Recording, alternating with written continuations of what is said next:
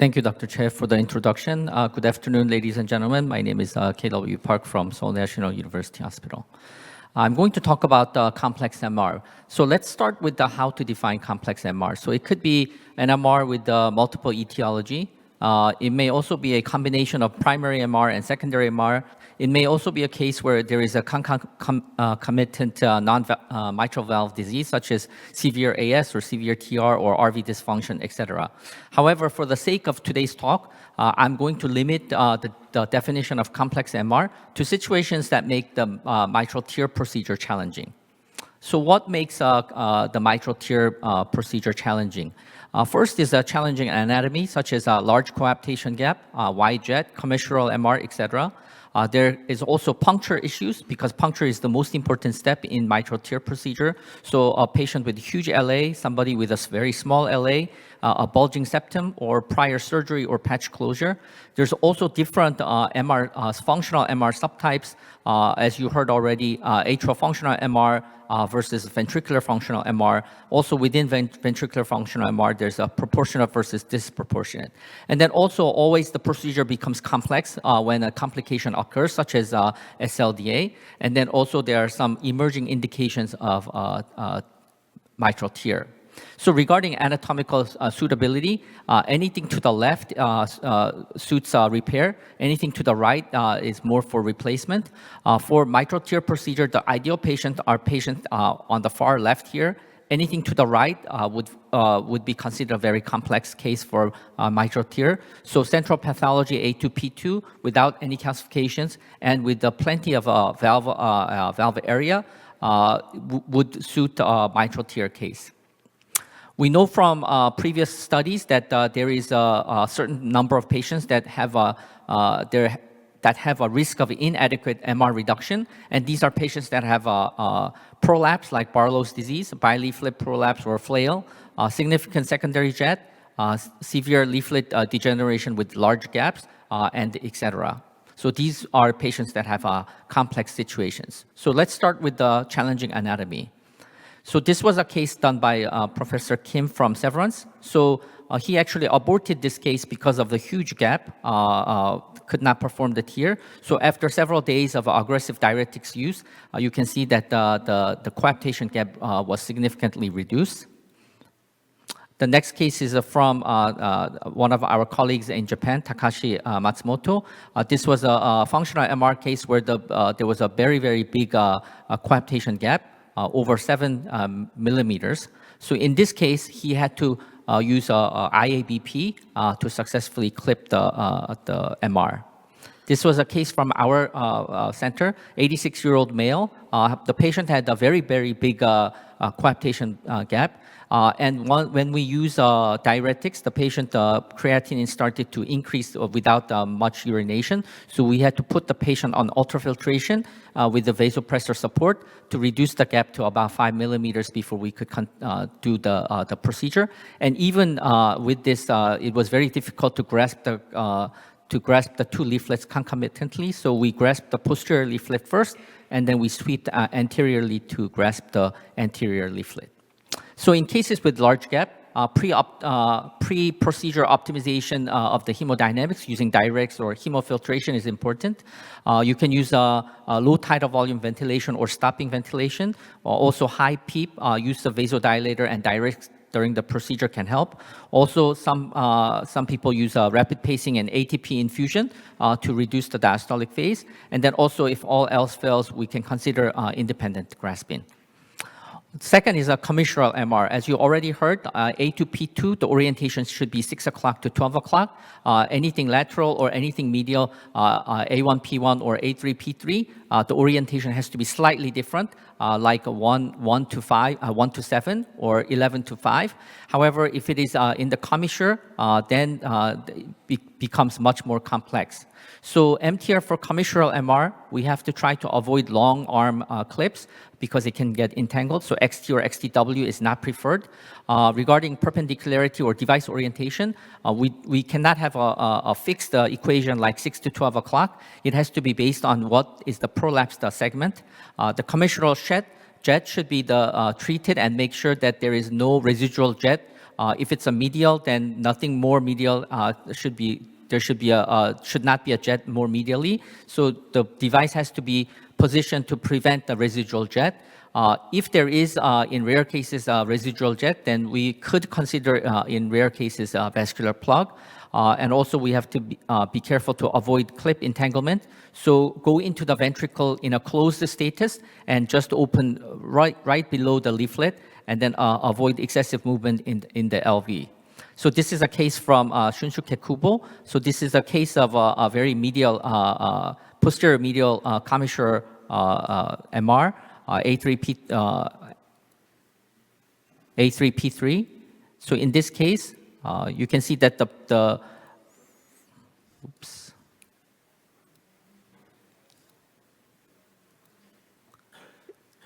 clip was placed very, very medial, orientation at 11 o'clock to 5 o'clock. And then after the clip, there was no more mitral regurgitation.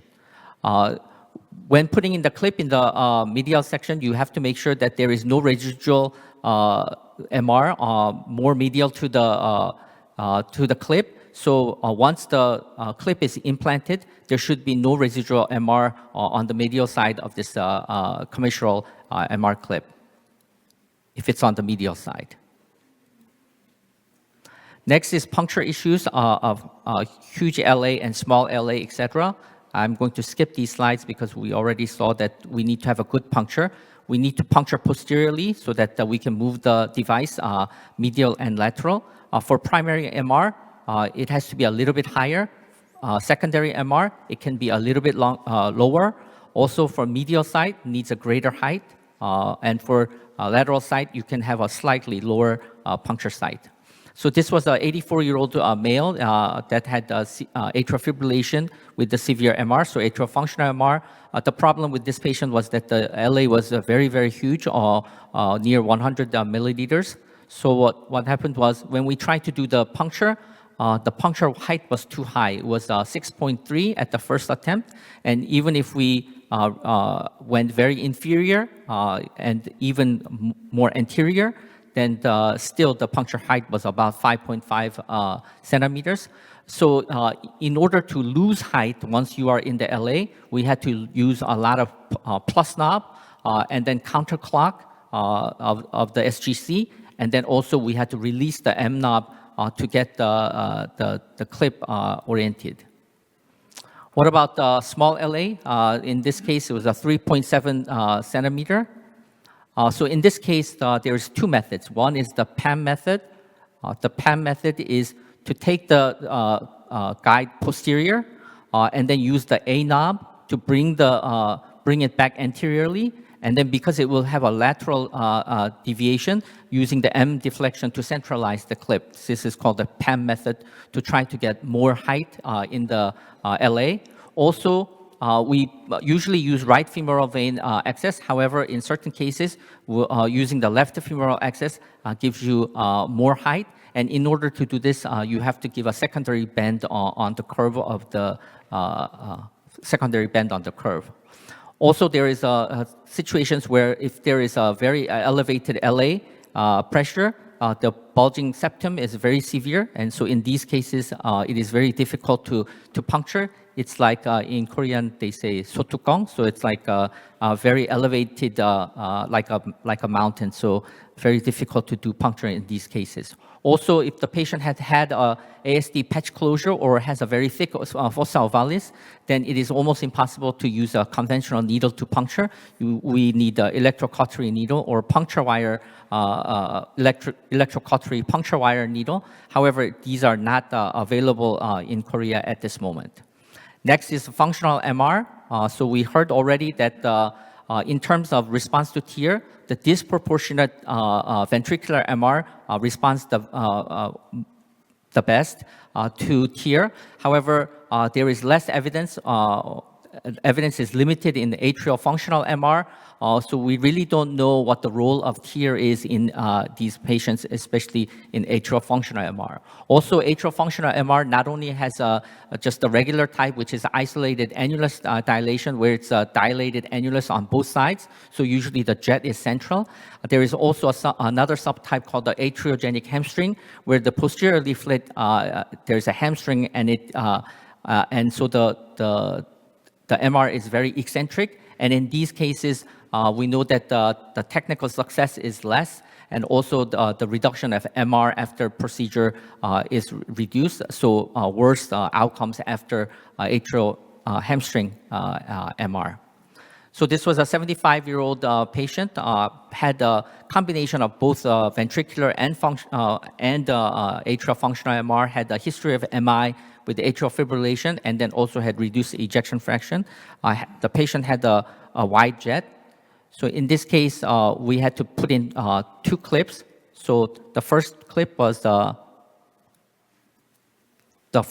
placed in where had the largest jet. So we tried to split the jet, and once we did, there was a residual MR, and then so we put in a second clip, just lateral, and reduced the MR to just mild MR.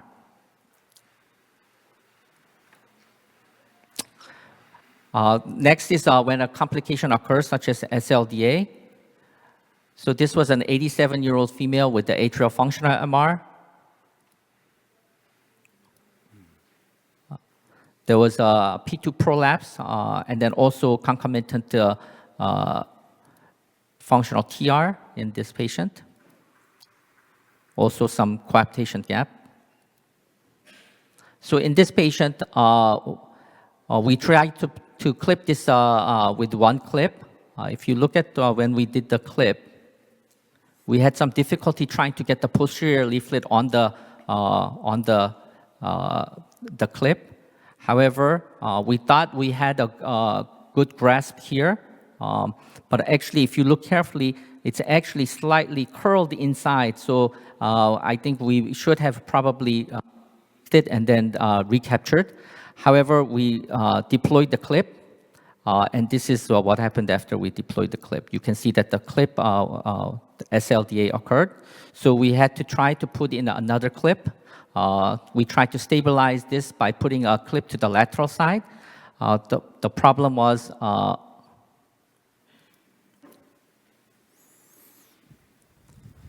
the first clip started to move even more.